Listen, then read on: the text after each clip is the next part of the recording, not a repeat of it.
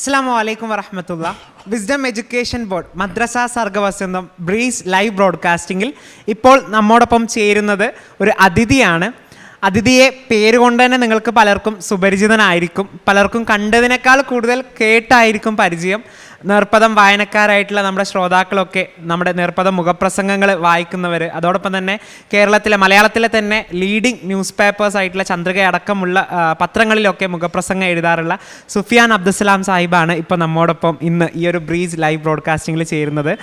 ഏറെ സന്തോഷമുള്ള ഒരു കാര്യം എന്താണെന്ന് വെച്ച് കഴിഞ്ഞാൽ നമ്മുടെ സർഗവസന്തം വിദ്യാർത്ഥികളുടെ മത്സരങ്ങളുടെ ഒരു വിധികർത്താവ് കൂടിയാണ് സുഫിയാൻ ക. ഇന്നലെ നമ്മുടെ നടന്ന പ്രബന്ധ മത്സരങ്ങൾ വിധികർത്താവായിട്ട് സുഫിയാൻ ക ഉണ്ടായിരുന്നു. അപ്പോൾ ഒരുപാട് സന്തോഷം സുഫിയാൻ ക ഇന്ന് നമ്മുടെ ഈ ഒരു ബ്രീസ് ലൈവ് ബ്രോഡ്കാസ്റ്റിംഗ് വെന്യൂവിൽ കിട്ടിയതിൽ. അപ്പം സർഗവസന്തം കുട്ടികളുടെ പ്രോഗ്രാമാണ്, ഇപ്പോൾ ഇന്നലെ ഒരു ദിവസം ഇവിടെ പൂർണ്ണമായിട്ടുണ്ടായിരുന്നു. അപ്പം തീർച്ചയായിട്ടും ഈ ഒരു പ്രോഗ്രാമുകൾ, കുട്ടികളുടെ മത്സരങ്ങൾ കാണുമ്പം ചെറുപ്പകാലഘട്ടത്തിലെ ഒരു മത്സരത്തിൻ്റെ ഓർമ്മകളിലേക്കായിരിക്കും ഒരു തിരിച്ചു നടത്തുണ്ടായിരിക്കും. അപ്പോൾ എങ്ങനെയായിരുന്നു ഇത് കാണുമ്പം ആ ഒരു പഴയ കാലഘട്ടത്തിലെ മത്സരങ്ങൾ, ഓർമ്മകളൊക്കെ എങ്ങനെയാണ് ഓർത്തെടുക്കുന്നത്? ആദ്യമായി നമ്മുടെ ഈ സർഗവസന്തം പരിപാടിയിൽ സംബന്ധിക്കാൻ സാധിച്ചതിൽ വലിയ സന്തോഷമുണ്ട്. ഇതിൻ്റെ സംഘാടകർ അറിയിച്ചതിൻ്റെ അടിസ്ഥാനത്തിൽ ഇന്നലെ പൂർണ്ണമായും ഞാനതിൻ്റെ വിധി നിർണയവുമായി ബന്ധപ്പെട്ട് ഇവിടെ ഉണ്ടായിരുന്നു. അപ്പോഴൊക്കെ നമ്മൾ ഇത്തരം ഒരു പരിപാടിയിൽ സംബന്ധിക്കുമ്പോൾ പഴയകാല സ്മരണകൾ തന്നെയാണ് പ്രധാനമായിട്ടും നമ്മുടെ മുമ്പിലേക്ക് ഓടി വരുന്നത്. ഇന്നത്തെ കുട്ടികളെ പോലെയല്ല അന്നത്തെ കുട്ടികൾക്ക് ഏതെങ്കിലും ഒരു ഐറ്റം അത് അവതരിപ്പിക്കണമെങ്കിൽ, അത് ഒന്ന് പരിചയപ്പെടണമെങ്കിൽ ഇന്നത്തെ പോലെയുള്ള ഫെസിലിറ്റീസൊന്നും അന്നില്ല. അന്ന് സ്വന്തം കഴിവുകളെ വീട്ടുകാരിൽ നിന്ന് ആരെങ്കിലും നിന്നും വല്ല സപ്പോർട്ട് ഉണ്ടെങ്കിൽ അതും തന്നെ ചിലപ്പോൾ കിട്ടിക്കൊള്ളണമെന്നൊന്നുമില്ല. അങ്ങനത്തെ ഒരു സാഹചര്യത്തിലാണ് അന്നത്തെ പരിപാടികൾ നടക്കാറുള്ളത്. പക്ഷെ എന്നിരുന്നാലും അന്ന് നമ്മുടെ MSM സാഹിത്യമേളകളും, അന്ന് സാഹിത്യമേള എന്നാണ് പേരിലായിരുന്നു അന്ന് അറിയപ്പെട്ടിരുന്നത്.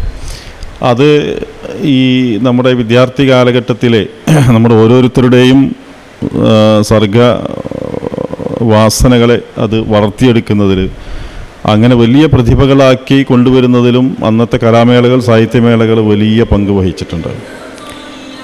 അപ്പോൾ അത് ഇന്നും വളരെ ഒരു മധുര സ്മരണകളായിട്ടാണ് ഉള്ളത്. അന്ന് പ്രധാനമായും ഇന്നും അതുപോലെ തന്നെ സാഹിത്യവും കലയും ഓഫ് സ്റ്റേജായിട്ടും ഓൺ സ്റ്റേജായിട്ടും നടന്നുകൊണ്ടിരിക്കുന്ന പരിപാടികളാണ്. പ്രധാനമായും പ്രസംഗങ്ങൾ, പാട്ടുകൾ, അതുപോലെ തന്നെ എഴുത്തുകൾ, സംഘഗാനങ്ങൾ. ഇന്ന് കേരളത്തിൽ അറിയപ്പെടുന്ന പല പാട്ടുകാരും പഴയ സർഗ നമ്മുടെ അന്നത്തെ പരിപാടികളിലൂടെ, സാഹിത്യമേളകളിലൂടെയൊക്കെ വളർന്നു വന്നിട്ടുള്ള എഴുത്തുകാരടക്കം ഇന്ന് കേരളത്തിൽ അറിയപ്പെടുന്ന ഇസ്ലാഹി മേഖലകളിലായിരുന്നാലും അല്ലാത്ത മേഖലകളിലായിരുന്നാലും അന്നത്തെ ആ കളരിയിലൂടെ വളർന്നു വന്നിട്ടുള്ള പ്രതിഭകൾ തന്നെയാണ് ഇന്നും ധാരാളമായി ഉള്ളത്. അതുകൊണ്ട് തന്നെ ഇത്തരം പരിപാടികൾ വർഷാവർഷം നമ്മൾ ഈ പരിപാടികൾ നടത്തുമ്പോൾ ഈ പരിപാടികൾക്കൊരു കൃത്യമായ ലക്ഷ്യവും ഉണ്ടായിരിക്കണം. ആ ലക്ഷ്യത്തോടു കൂടി മുമ്പോട്ട് നമ്മൾ പോകുമ്പോൾ മാത്രമേ ഇതിന് ഫലം ഉണ്ടാവുകയുള്ളൂ. സാധാരണഗതിയിൽ ഇന്നത്തെ കലാമേളകൾ എന്ന് പൊതുവേ നമ്മൾ എഴുതുമ്പോൾ, നമ്മൾ സംസ്ഥാന യുവജനോത്സവം അടക്കമുള്ള സംഗതികൾ പരിശോധിക്കുമ്പോൾ എല്ലാ വർഷവും നടത്തി വരാറുള്ളത് അതങ്ങനെ നടന്നു പോവുക എന്നുള്ളതാണ്. പക്ഷെ അതിലൂടെ എത്ര മാത്രം പ്രതിഭകൾ വളർന്നു വരുന്നു എന്നതിനെ സംബന്ധിച്ചൊരു അന്വേഷണം നടക്കാറില്ല. മാത്രമല്ല, ഈ പങ്കെടുക്കുന്ന കുട്ടികൾക്ക് അവർ കുട്ടിപ്രായത്തിലാണ് ഇത് പങ്കെടുക്കുന്നത്. അപ്പം നമ്മുടെ ഇന്നത്തെ പ്രായത്തിൻ്റെ മാനസിക വളർച്ചയിൽ നിന്നുകൊണ്ട് ആ കുട്ടികളെ നമുക്ക് വിലയിരുത്താൻ കഴിയില്ല. പക്ഷെ ആ കുട്ടികളിൽ അടിഞ്ഞുകൂടിയിട്ടുള്ള ചില കലാമൂല്യങ്ങളുണ്ട്. ആ മൂല്യങ്ങളെ എങ്ങനെ അത് ഉരസിയെടുത്ത് വലുതാക്കി കൊണ്ടുവരിക എന്നത് മുതിർന്നവരുടെ വലിയ ഉത്തരവാദിത്തമാണ്. അതുകൊണ്ടാണ് ഞാൻ സൂചിപ്പിച്ചത്, കലാമേളകൾ വർഷാവർഷം ഇങ്ങനെ നടന്നാൽ മാത്രം പോരാ, കൃത്യമായ ദൈനംദിന പരിചരണത്തിലൂടെ മാത്രമേ നമുക്ക് നല്ല പ്രതിഭകളെ വളർത്തിയെടുക്കാൻ സാധിക്കുള്ളൂ. ഇതാണ് ആമുഖമായിട്ട് എനിക്കതിനെ സംബന്ധിച്ച് പറയാനുള്ളത്. അപ്പം ഇത്തരം പ്രോഗ്രാമുകളിൽ സംബന്ധിക്കുമ്പം നിങ്ങളുടെ ഒരു ചെറിയ പ്രായഘട്ടത്തിൽ, കുട്ടിക്കാലത്തൊക്കെ ഇതുപോലെ പങ്കെടുത്ത പ്രോഗ്രാമുകളുടെ ഏതെങ്കിലും ഓർമ്മകളോ, ഏതെങ്കിലും ഓർത്തെടുക്കാവുന്ന അല്ലെങ്കിൽ ഓർമ്മയിലുള്ള ഏതെങ്കിലും ഇവൻറ്റുകളോ കാര്യങ്ങൾ എന്തെങ്കിലുമൊക്കെ ഉണ്ടായിരുന്നു? ഉണ്ട്, ധാരാളം ഉണ്ട്. എന്നെ സംബന്ധിച്ചിടത്തോളം ഇതിൽ രണ്ട് കാര്യമാണ് ഉണ്ടായിരുന്നു. ഒന്ന്, ഞാൻ പല പരിപാടികളും പങ്കെടുക്കുമായിരുന്നു, സമ്മാനങ്ങളൊക്കെ വാങ്ങുകയൊക്കെ ചെയ്യും. പക്ഷേ പ്രധാനമായിട്ടും പ്രബന്ധങ്ങളും അതുപോലെയുള്ള കാര്യങ്ങളൊക്കെ അതിലൊക്കെ പങ്കെടുക്കും. അതുപോലെ പാട്ടിൽ അന്ന് വലിയ ഗായകനായിട്ടൊന്നും മുമ്പോട്ട് വന്നിട്ടില്ലെങ്കിലും സംഘഗാനങ്ങളിലൊക്കെ പങ്കെടുത്ത് അവരുടെ കൂടെ അങ്ങനെ പോവുക എന്നൊക്കെ പരിപാടികളൊക്കെ ഉണ്ടായിരുന്നു. അതോടൊപ്പം തന്നെ ഇതിൻ്റെ സംഘാടനത്തിലായിരുന്നു നമ്മളെ ശ്രദ്ധ പലപ്പോഴും ഉണ്ടായിരുന്നു. അതുകൊണ്ട് തന്നെ അന്ന് വലിയ പരിപാടികൾ പങ്കെടുത്ത് അങ്ങനെ പോവുക എന്നുള്ളത് അത്ര സാധിക്കുമായിരുന്നു. പക്ഷെ എന്നിരുന്നാലും MSMൻ്റെ അന്നത്തെ സാഹിത്യമേളകൾ നമുക്ക് പിന്നീട് വന്ന യൂണിവേഴ്സിറ്റി തലങ്ങളിലുള്ള ഇൻ്റർസോൺ കലോത്സവങ്ങളിലൊക്കെ നമ്മുടെ മികവ് തെളിയിക്കാൻ അതോട് സാധിച്ചിട്ടുണ്ട്. ഇപ്പോൾ ഇൻ്റർസോൺ കലോത്സവത്തിൽ പ്രബന്ധരചനകളിൽ 1ാം സമ്മാനവും 2ാം സമ്മാനമൊക്കെ വാങ്ങിയ സാഹചര്യങ്ങൾ ഉണ്ടായിട്ടുണ്ട് ഞാൻ PSMO കോളേജിൽ പഠിക്കുന്ന കാലഘട്ടത്തിൽ. അപ്പോൾ അതിനൊക്കെ നിമിത്തമായിട്ടുള്ളത് ഇത് തന്നെയാണ് എന്നതിൽ യാതൊരു സംശയമില്ല. മുജാഹിദ് പ്രസ്ഥാനം കുട്ടികളിൽ ഉണ്ടാക്കിയിട്ടുള്ള, യുവാക്കളിൽ ഉണ്ടാക്കിയിട്ടുള്ള സാഹിത്യ പ്രേരണ എന്ന് പറയുന്നത്, പ്രത്യേകിച്ച് സാഹിത്യ മേഖലകളിൽ ഉണ്ടാക്കിയെടുത്തുള്ള പ്രേരണ. പിന്നെ നമ്മൾ കലകളെ സംബന്ധിച്ചിടത്തോളം പറയുമ്പം നമ്മുടെ ചുറ്റുവട്ടങ്ങളിൽ നടന്നുകൊണ്ടിരിക്കുന്ന പല കലകളും അതിന് കലാമൂല്യമുണ്ട്. പക്ഷേ ആ കലാമൂല്യമുള്ളതാണെങ്കിൽ പോലും നമ്മുടെ മതത്തിൻ്റെ നിയമങ്ങളുടെ അതിർവരമ്പുകൾ വളരെ പ്രധാനമാണല്ലോ. അതുകൊണ്ട് തന്നെ ആ അതിർവരമ്പുകളെ സൂക്ഷിക്കുന്നതിന് വേണ്ടി അന്നത്തെ പണ്ഡിതന്മാരും നേതാക്കളും കൃത്യമായ നിർദ്ദേശങ്ങൾ നൽകി. അതിൻ്റെ അടിസ്ഥാനത്തിലാണ് നമ്മുടെ സംഗീതം പോലെയുള്ള പരിപാടികളൊക്കെ സൂക്ഷിച്ച് അത് ഒഴിവാക്കി അങ്ങനെ വളർത്തിയെടുത്തിട്ടുള്ളത്. പിന്നെ മാത്രമല്ല ഇപ്പോൾ പാട്ടുകളെ നമ്മളെടുത്ത് പരിശോധിക്കുകയാണെങ്കിൽ അന്നത്തെ അറിയപ്പെടുന്ന പാട്ടെഴുത്തുകാർ EKM പന്നൂരിനെ പോലെ, അബ്ദുറഹ്മാൻ അൻസാരിയെ പോലെയുള്ള മുജാഹിദ് പണ്ഡിതന്മാരായിട്ടുള്ള അന്നത്തെ പിൽക്കാലത്ത് ഹാരിസ് ബിൻ സലീമിനെ പോലെയുള്ളവരൊക്കെ വലിയ നല്ല ഗാനങ്ങളും ഒക്കെ എഴുതിയിട്ടുള്ള ആളുകളാണ്. അപ്പോൾ അവർ എഴുതുന്ന പാട്ടുകൾ, ഇപ്പോൾ ഉദാഹരണം പറഞ്ഞാൽ ഇപ്പോൾ അന്ത്യപ്രവാചകൻ എന്നൊരു പാട്ടെടുത്ത് അന്നത്തെ ഏറ്റവും വലിയ ഹിറ്റ് പാട്ട് അതാണ്. ഞങ്ങളൊക്കെ ചെറുപ്പത്തിൽ എല്ലാവരുടെയും നാവുകളിൽ വരുന്നൊരു പാട്ടാണ് അന്ത്യപ്രവാചകൻ യാത്ര പറഞ്ഞപ്പോൾ എന്ന പാട്ട്. ആ പാട്ടിന് സത്യത്തിൽ ആ പാട്ടിൻ്റെതായ രൂപത്തിൽ നമ്മൾ കേൾക്കുമ്പോൾ നമ്മുടെ മനസ്സിൽ വല്ലാത്തൊരു അനുഭൂതി ഉണ്ടാകുന്നുണ്ട്. പക്ഷെ അതേസമയം അതിനൊരു സംഗീതത്തിൻ്റെ താളക്കൊഴുപ്പ് കൊടുക്കുന്നതോടുകൂടി ആളുകളുടെ ശ്രദ്ധ മുഴുവനും ആ സംഗീതത്തിലേക്കാണ് പോകുന്നത് എന്നുള്ളത് വലിയൊരു വസ്തുതയാണ്. അപ്പോൾ ആ ഒരു മാറ്റം അന്നത്തെ കാലഘട്ടത്തിൽ ഇത്തരം ഗാനങ്ങൾ, ആരാധനകൾക്കാരാണർഹൻ ഓർക്ക് മുസൽമാനെ, വലിയ നല്ല ഇഹവും പരവും പരിപാലിക്കും അല്ലാഹു മാത്രം, തൗഹീദിനെ സംബന്ധിച്ചുള്ള നല്ല നല്ല ഗാനങ്ങൾ. അതുപോലെ തന്നെ അന്ന് എസ് എ ജമീലിൻ്റെ പാട്ടുകൾ, എസ് എ ജമീലിൻ്റെ അല്ല പിന്നെ എസ് എ ജമീലിൻ്റെ തന്നെ, അതുപോലെ തന്നെ നിലമ്പൂർ ഷാജി പോലെയുള്ള ആളുകൾ നല്ല തൗഹീദ് ഗാനങ്ങളൊക്കെ പാടിയിരുന്ന, അഖിലാണ്ടനാഥൻ അല്ലാഹുവാണെന്ന് ആത്മാവിൽ നിങ്ങൾക്കൊരു അല്ലാഹു പോരെ എന്നൊക്കെ പറയുന്ന അദ്ദേഹത്തിൻ്റെതായ ആ സ്വരത്തിൽ നിന്ന് വരുമ്പോൾ അതൊക്കെ ഒരു വലിയ സംഭവമായിട്ട് അന്ന് ഗാനങ്ങൾ നമ്മുടെ ഇസ്ലാഹി പ്രബോധനത്തിൽ വലിയ പങ്ക് വഹിച്ചിട്ടുണ്ട്. ഗാനങ്ങളിലൂടെ ആകൃഷ്ടരായി ഈ പ്രസ്ഥാനത്തെ പഠിക്കാനും മറ്റൊക്കെ മുമ്പോട്ട് വന്നിട്ടുള്ള ആളുകളൊക്കെ ഉണ്ടായിട്ടുണ്ട്. അപ്പോൾ അത് നമ്മൾ ആ നിലക്ക് ഒരു നമ്മുടെ സന്ദേശം മറ്റുള്ളവർക്ക് കൈമാറ്റം ചെയ്യപ്പെടാൻ പറ്റുന്ന ഏറ്റവും നല്ലൊരു മീഡിയ അല്ലെങ്കിൽ ഒരു മാധ്യമം എന്നുള്ള നിലക്ക് ഇത്തരം ഗാനങ്ങളൊക്കെ അന്ന് ആ കാലഘട്ടത്തിൽ ഉപയോഗപ്പെടുത്തിയിരുന്നു. അത് ഇന്നത്തെ തലമുറയും പുതിയ ഗാനങ്ങളിലൂടെ നമുക്കത് കേൾക്കാൻ സാധിക്കുന്നുണ്ട്. പിന്നെ ഞങ്ങൾ തലമുറ മാറുമ്പോൾ സ്വാഭാവികമായി നമുക്കുണ്ടാകുന്ന ഒരു നൊസ്റ്റാൾജിയ ഉണ്ടാവും. അപ്പോൾ പുതിയ ഗാനങ്ങളോട് ഒരു പക്ഷേ നമുക്ക് അത്ര വലിയ താല്പര്യം, അതൊരു നൊസ്റ്റാൾജിക് മൂഡിൽ നിന്ന് ഉണ്ടാകുന്ന ഒരു സംഗതിയാണ്. അതിനപ്പുറം ഒന്നുമില്ല. ഇന്നത്തെ പാട്ടുകൾക്കും നല്ല മൂല്യമുണ്ട്, അന്നത്തെ പാട്ടുകൾക്കും നല്ല മൂല്യങ്ങളുണ്ട്. അപ്പോൾ ഒരുപാട് പറയുകയാണെങ്കിൽ അതൊക്കെ ഒരുപാട് സംഗതികളെ സംബന്ധിച്ച് പറയേണ്ടി വരും. ഇപ്പോൾ ഇഖ്റ മാസിക, പഴയ ഇഖ്റ മാസികയിൽ വളരുന്ന പ്രതിഭകൾ എന്ന് പറയുന്ന ഒരു പങ്ക്തി ഉണ്ടായിരുന്നു. നമ്മുടെ അക്ബർ സാഹിബിനെ പോലെയുള്ള ആളുകളൊക്കെ അതിലൂടെ എഴുതിയിട്ടാണ് പിന്നീട് വലിയ പ്രതിഭകളായി മാറിയത്. അപ്പോൾ അങ്ങനെയുള്ള ഒരു നിമിത്തം അന്നത്തെ MSMനെ സംബന്ധിച്ചിടത്തോളം ഉണ്ടായിരുന്നു. എൻ്റെ ജ്യേഷ്ഠ സഹോദരൻ PK മുഹമ്മദ് സുഹൈൽ സാഹിബ്, അദ്ദേഹം ഈ ഇത്തരം കലാമേളകളൊക്കെ സംഘടിപ്പിക്കുന്നതിൽ മുന്നോട്ട് വന്നിട്ടുണ്ട്. അദ്ദേഹം ഞങ്ങൾക്കൊക്കെ അതിലൊരു പ്രചോദനമായിരുന്നു ആ മേഖലയിൽ സത്യത്തിൽ. അപ്പം അന്നത്തെ ഒരു ചെറുപ്പകാലം ഇതിലൂടെ തന്നെയാണ് ഇന്നത്തെ MSMൻ്റെ ആയിരുന്നാലും ശരി, വിസ്ഡം സ്റ്റുഡൻസിൻ്റെ ആയിരുന്നാലും ഒക്കെ നേതാക്കളും പണ്ഡിതന്മാരും ഒക്കെ ആയിട്ടുള്ള ആളുകളെല്ലാവരും വളർന്നു വന്നിട്ടുള്ളത് ഈ മേഖലയിൽ തന്നെയാണ്. ഇന്നിപ്പം ഞാനിപ്പോൾ ഇവിടെ നമ്മുടെ അബ്ദുൾ റഷീദ് കുട്ടമ്പൂർ, CP സലീം സാഹിബ്, ഇങ്ങനെയുള്ള തുടങ്ങിയ ആളുകളൊക്കെ നമ്മളിങ്ങനെ കാണുമ്പോൾ അതൊരു നാസർ ബാലുശ്ശേരി, പഴയ നമ്മുടെ ഈ ഇത്തരം സംഗതികൾ സംഘടിപ്പിക്കുന്നതിൽ പഴയ കാലം തൊട്ട് തന്നെ ഉസ്മാൻ പാലക്കാഴി, അങ്ങനെയുള്ള ആളുകളൊക്കെ ഈ മേഖലയിലൂടെ തന്നെ കടന്നു വന്നിട്ടുള്ള ആളുകളാണ്. അപ്പോൾ അത് എന്നെ സംബന്ധിച്ചിടത്തോളം അത് തന്നെയാണ് നമ്മുടെ സത്യത്തിൽ നമ്മുടെ വ്യക്തിത്വവും അതുപോലെ മറ്റു കാര്യങ്ങൾക്ക് വളർത്തിയെടുക്കുന്നതിൽ വലിയ ഒരു പങ്ക് വഹിച്ചിട്ടുള്ളത് എന്ന്. അതുതന്നെയാണ് തീർച്ചയായിട്ടും നമ്മൾ മനസ്സിലാക്കേണ്ട ഒരു പ്രധാനപ്പെട്ട കാര്യം. ഇത്തരം മത്സരങ്ങൾ, ഇത്തരം കലാമേളകൾ നടത്തുന്നത് എന്തിനാണ് എന്നുള്ള സംശയങ്ങൾ പലപ്പോഴും പലരും ഉന്നയിക്കാറുണ്ട്. അപ്പോൾ കേവലം ഒരു പ്രോഗ്രാം നടത്തുക എന്നുള്ളതിനപ്പുറത്തേക്ക് ഇത്തരം ഭാവിയിലെ പ്രതിഭകളെ വാർത്തെടുക്കുക എന്നുള്ളതാണ് ഈ ഒരു പരിപാടിയുടെ പ്രധാനപ്പെട്ട ഒരു ഉദ്ദേശം എന്ന് പറയുന്നത്. അപ്പോൾ നേരത്തെ സുഫിയാങ്ക സൂചിപ്പിച്ചു, ഒരു മത്സരാർത്ഥി എന്നുള്ളതിനേക്കാൾ കൂടുതൽ ഒരു സംഘാടകൻ എന്നുള്ള റോളിലാണ് അന്നത്തെ കാലഘട്ടത്തിൽ കൂടുതലായിട്ട് ഇടപെട്ടിരുന്നത് എന്നുള്ളത്. അപ്പം അന്നത്തെ ഒരു സംഘാടകന് ഇന്നത്തെ ഒരു സംഘാടകർക്ക് വരുമ്പോൾ, സംഘാടനത്തിൽ വരുമ്പോൾ ഒരു വ്യത്യസ്തതകൾ, കാര്യങ്ങൾ എന്തൊക്കെയാണ് ഫീൽ ചെയ്തത്? അല്ല, ഇന്നത്തെ സംഘാടകർ വളരെ നല്ല മികച്ച സംഘാടകർ തന്നെയാണ്. കാരണം പഴയ കാലങ്ങളിൽ ഇപ്പോൾ ഇന്നത്തെ ഒരു ആധുനികത്വം നിറഞ്ഞ അല്ലെങ്കിൽ അതിൻ്റെ ഒരു ടെക്നോളജി, സാങ്കേതിക മികവുകളൊന്നും അന്നത്തെ പരിപാടികൾക്ക് ഉണ്ടാവില്ല. വളരെ മാനുവലായിട്ട് നടത്തുന്ന എല്ലാ സംഗതികളും വളരെ മാനുവലായിട്ട്, ഇപ്പോൾ കമ്പ്യൂട്ടർ പോലും ഇല്ലാത്തൊരു കാലഘട്ടത്തിൽ ഉള്ള ഒരു സംഗതിയാണല്ലോ. അപ്പോൾ സ്വാഭാവികമായിട്ടും അതിൻ്റേതായ പോരായ്മകളൊക്കെ ഉണ്ടായിരുന്നു. പക്ഷെ എന്നിരുന്നാലും അന്നത്തെ അതിൻ്റേതായ ക്ലറിക്കൽ വർക്ക്, ടാബുലേഷന് അങ്ങനെ തുടങ്ങിയ കൂടുതൽ എന്താ പറയുക, നല്ല ആസ്വദിച്ചായിരുന്നു എല്ലാവരും ചെയ്തിരുന്നത്. അതിൻ്റെ പേപ്പർ വർക്കൊക്കെ ചെയ്യാന്ന് പറഞ്ഞാൽ വലിയ ഒരു സംഗതിയായിരുന്നു. ഇപ്പം കംപ്ലീറ്റ് ഡിജിറ്റലാണ്. അപ്പോൾ തന്നെ നമുക്ക് സംഗതി ചെയ്യാൻ പറ്റും. ഞാനിപ്പം കണ്ടിട്ടുള്ള നമ്മുടെ പ്രവർത്തകരിൽ ഇതിൻ്റെ കാര്യങ്ങളൊക്കെ സംഘടിപ്പിക്കുന്നതിൽ അവരുടെ ഒരു ആത്മാർത്ഥതയൊക്കെ ഞാൻ വളരെ സന്തോഷത്തോടു കൂടിയാണ് കാണുന്നത്.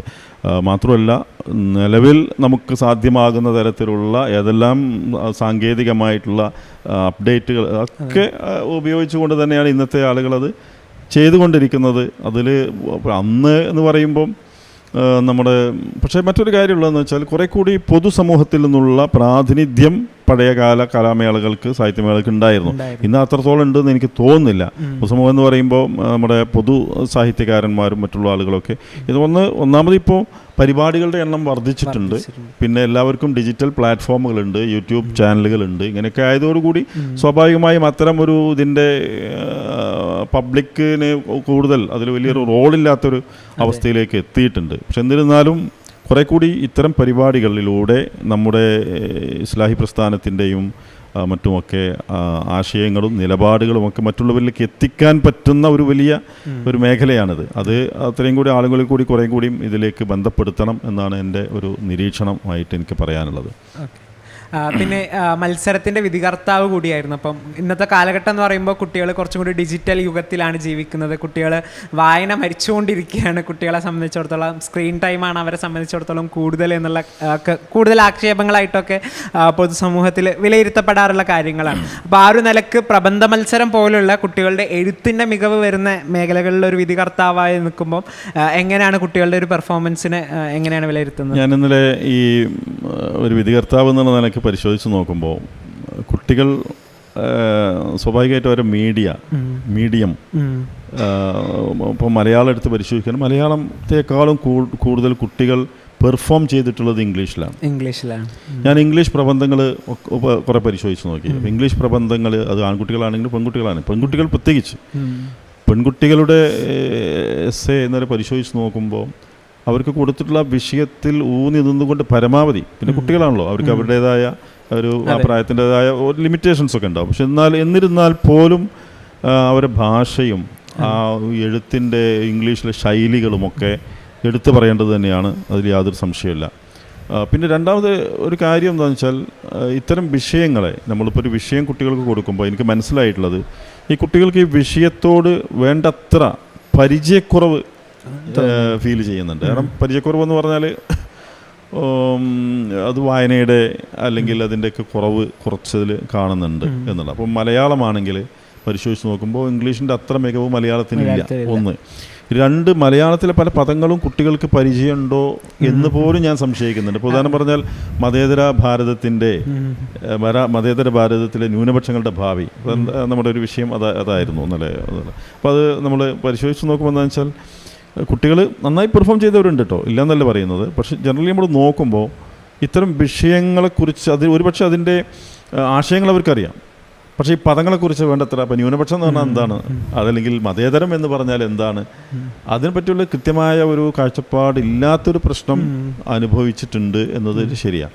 അപ്പോൾ പക്ഷെ എന്നിരുന്നാലും ആ കുട്ടികൾ വളരെ നന്നായിട്ട് പെർഫോം ചെയ്തിട്ടുണ്ട്. ചില കുട്ടികൾ പ്രത്യേകിച്ച് പക്ഷെ ഒരു വായനയുടെ ഒരു കുറവ് അല്ലെങ്കിൽ നമ്മുടെ ഒരു പരിശീലനത്തിന്റെ ഒരു കുറവ് ഞാൻ കാണുന്നുണ്ട്. അത് കുട്ടികളായിട്ടൊക്കെ ക്ലാസ് എടുക്കുന്ന സമയത്തൊക്കെ പലപ്പോഴും ഫീൽ ചെയ്യാറുള്ള സംഗതിയാണ്. നമ്മൾ മലയാളത്തിൽ നമ്മൾ സ്ഥിരമായിട്ട് യൂസ് ചെയ്യുന്നല്ലേ നമ്മുടെ വായനയിലൂടെ നമ്മൾ ആർജിച്ചെടുത്ത ചില വാക്കുകളൊക്കെ പറയുമ്പം ഇതെന്താണ് ഇതിൻ്റെ അർത്ഥം എന്ന് മലയാളത്തിൽ പറയുന്ന വാക്കുകളുടെ അർത്ഥം കുട്ടികൾ ചോദിക്കും. പിന്നീട് അതിൻ്റെ ഇംഗ്ലീഷ് പറഞ്ഞു കൊടുക്കുമ്പോഴാണ് ഇതാണല്ലേ എന്നുള്ള രൂപത്തിൽ. അപ്പോൾ പദസമ്പത്ത് വളരെ കുറഞ്ഞതായിട്ട് ഫീൽ ചെയ്തിട്ടുണ്ട്. അതുപോലെ തന്നെ ആ പദങ്ങൾ പ്രതിനിധാനം ചെയ്യുന്ന ആശയങ്ങളെക്കുറിച്ചുള്ള ക്ലാരിറ്റി അത് വളരെ പ്രധാനമാണ്. അപ്പോൾ നമ്മൾ മതനിരപേക്ഷത എന്ന് പറയുമ്പോൾ, അതല്ലെങ്കിൽ ഡെമോക്രസി ജനാധിപത്യം എന്ന് പറയുമ്പോൾ, അതല്ലെങ്കിൽ മൈനോറിറ്റി എന്ന് പറയുമ്പോൾ, ഇങ്ങനെയുള്ള പദങ്ങളൊക്കെ നമ്മൾ ഉപയോഗിക്കുമ്പം അതിന് ഇന്ത്യയുടെ പശ്ചാത്തലത്തിൽ ഇന്ത്യയിലെ മിക്ക കാര്യങ്ങളും ഇത്തരം പദങ്ങളെല്ലാം യഥാർത്ഥത്തിൽ അത് നിർവചിക്കുന്നത് നമ്മുടെ ഭരണഘടനയാണ്.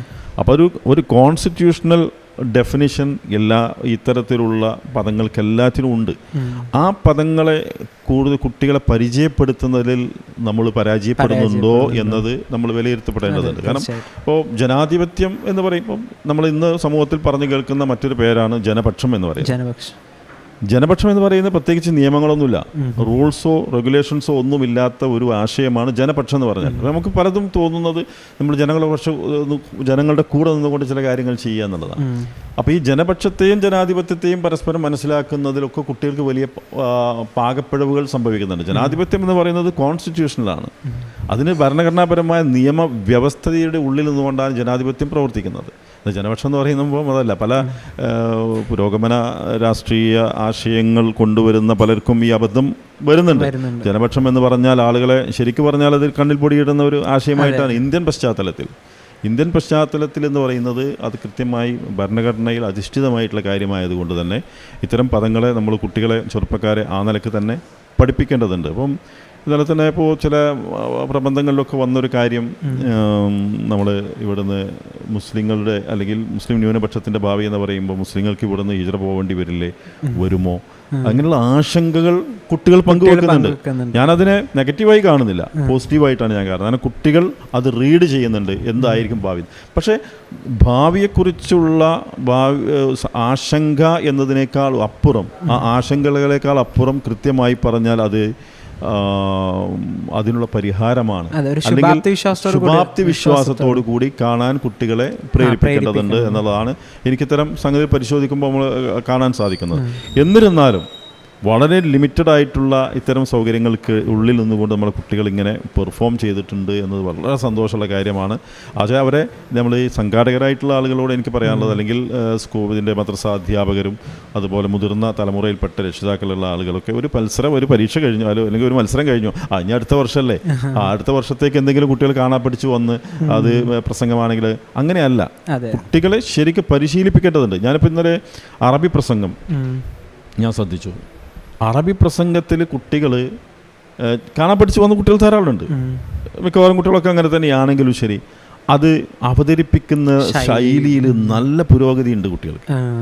അത് നിലനിർത്തണം എന്നുണ്ടെങ്കിൽ അതിനെ അവരുടെ ഒരു പാഷനായിട്ട് അല്ലെങ്കിൽ അവരുടെ ഒരു വികാരമായിട്ട് അവരതിനെ കൊണ്ട് നടക്കണം. പ്രസംഗം എനിക്കൊരു നല്ല പ്രാസംഗികനാവണം, അതല്ലെങ്കിൽ എനിക്ക് നല്ല അറബിയിൽ നന്നായി കമ്മ്യൂണിക്കേറ്റ് ചെയ്യാൻ സാധിക്കുന്ന ഒരാളാവണം എന്നൊക്കെയുള്ള സംസാരത്തിലൊക്കെ അത് ഉണ്ടാവണമെങ്കിൽ നമ്മൾ നിത്യം പരിശീലനം കൊടുക്കേണ്ടതുണ്ട്. അപ്പം അങ്ങനെ പരിശീലനം കൊടുത്തുകൊണ്ടായിരിക്കണം നമ്മൾ കൊണ്ടുപോകേണ്ടത്. അതെ, തീർച്ചയായിട്ടും ഇത് കാണുന്ന ശ്രോതാക്കളോട് കൂടി പറയാനുള്ളൊരു സംഗതി, നമ്മുടെ ഈ ഒരു പ്രോഗ്രാം, സർഗവസന്തം പ്രോഗ്രാം കേവലം ഈ ഒരു ഒറ്റ പ്രോഗ്രാം കൊണ്ട് അവസാനിക്കുന്നതല്ല. ഇതിൻ്റെ തുടർ ചലനങ്ങൾ നമുക്കറിയാം. എഴുത്തുപുര പോലുള്ള പ്രോഗ്രാമുകൾ കുട്ടികൾക്ക്, ഈ എഴുത്തിൽ മികവ് പുലർത്തുന്ന കുട്ടികൾക്ക് ക്യാമ്പായിക്കൊണ്ട് സംഘടിപ്പിച്ചുകൊണ്ട് തന്നെ സംസ്ഥാന തലത്തിൽ അവർക്ക് വേണ്ട പ്രതിഭാ സംഗമങ്ങളും കാര്യങ്ങളൊക്കെ തുടർന്ന് ഇതിൻ്റെ ഒരു കണ്ടിന്യൂറ്റി, ഒരു ഫോളോ അപ്പ് കൂടി നടത്തിയിട്ടാണ് പലപ്പോഴും വിസ്ഡം എഡ്യൂക്കേഷൻ ബോർഡിൻ്റെ പ്രവർത്തനങ്ങൾ മുന്നോട്ട് പോകാറുള്ളത്. ഇന്ന് നമുക്ക് 2 കുട്ടി അതിഥികൾ കൂടി ഉണ്ട്. ഒന്ന് പേര് പരിചയപ്പെടുത്തോ? പേരൊന്ന് പറഞ്ഞോളൂ. മൈക്ക് പേര് പറഞ്ഞു. എൻ്റെ പേര് മിഷാരി മുഹമ്മദ്. മിഷാരി മുഹമ്മദ്. അടുത്ത ആള് പേരൊന്ന് പറഞ്ഞേ. പേര് പറയൂ. പേര് രണ്ടാളും പാട്ട് പാടുമോ? ഒരു ചെറിയ പാട്ട് പാടിയാലോ? ചെറിയൊരു എന്നാ പ്രസംഗം പറയാം. ഓക്കെ. അറബി. ഓക്കെ, പറഞ്ഞു. അസ്സലാമു അലൈക്കും വറഹ്മത്തുള്ളാഹി വബറകാതുഹു. അൽഹംദുലില്ലാഹി റബ്ബിൽ ആലമീൻ വസ്സലാത്തു വസ്സലാമു അലാ റസൂലിൽ അമീൻ വഅലാ ആലിഹി വസഹ്ബിഹി അജ്മഈൻ. അമ്മാ ബഅദ്. أعزائي وأساتذتي الكرام، أقوم أمامكم أن ألقي بعض الكلمات عن التوحيد والشرك. التوحيد هو أساس الدين، يجب على كل إنسان أن يعلم ما هو التوحيد وما يخالفه، كما قال عز وجل: أعلم أنه لا إله إلا الله. قال رسول الله صلى الله عليه وسلم: أفضل ما قلت أنا والنبيون من قبلي قول لا إله إلا الله. قال أيضا: من كان آخر كلامه لا إله إلا الله دخل الجنة. هل تعرفون لقمان عليه السلام كان له ابن صغير مثلنا، كان يعظ ابنه: يا بني لا تشرك بالله إن الشرك لظلم عظيم. فالشرك هو أكبر الكبائر، إذا ما تحضن في الشرك يحمطن عمله. السلام عليكم. വലൈക്കും അസ്സലാം. മാഷാ അല്ലാ, ഉഷാറായിട്ടോ. ആരെ പഠിപ്പിച്ചെന്ന പ്രസംഗം? ഉപ്പജി പഠിപ്പിച്ചെന്നാണ് അല്ലേ? ഓക്കെ, മാഷാ അല്ലാ. എന്തായാലും ഒരുപാട് സന്തോഷം സുഫിയാൻക, നമ്മുടെ ഒരു ബ്രീസ് വെന്യൂവിൽ ജോയിൻ ചെയ്യാൻ സാധിച്ചതിൽ. ഇനിയും കൂടുതൽ ഇത്തരത്തിലെ എഴുത്ത് മേഖലകളിലൊക്കെ കൂടുതൽ ഇടപെടാനും കൂടുതൽ ദീനി രംഗത്തൊക്കെ ഇടപെടാനും പടച്ചറബിൻ്റെ എല്ലാവിധ അനുഗ്രഹങ്ങളും ഉണ്ടാകട്ടെ എന്ന് പ്രാർത്ഥിച്ചുകൊണ്ട് നമ്മുടെ ഈ ഒരു സെഷൻ വൈൻഡപ്പ് ചെയ്യണം. അസ്സലാമു അലൈക്കും.